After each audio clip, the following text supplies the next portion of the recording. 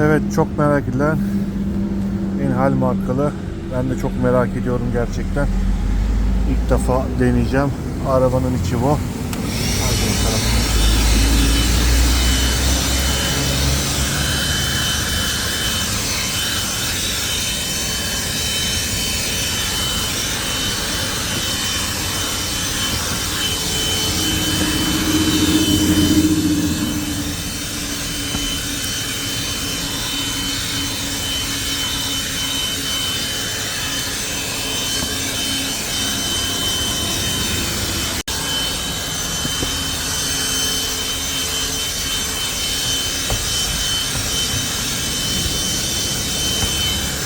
Burada bir başlığı var.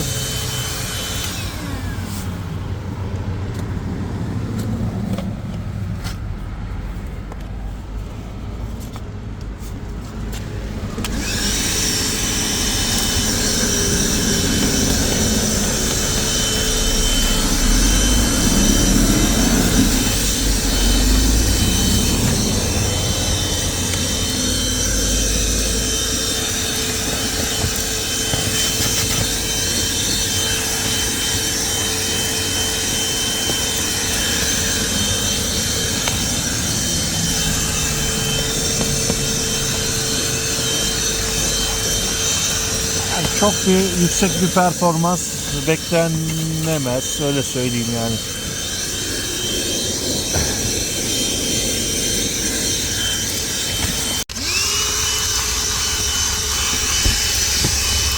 Bence gayet güzel.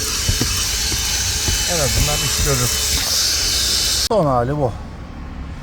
Gayet güzel bence.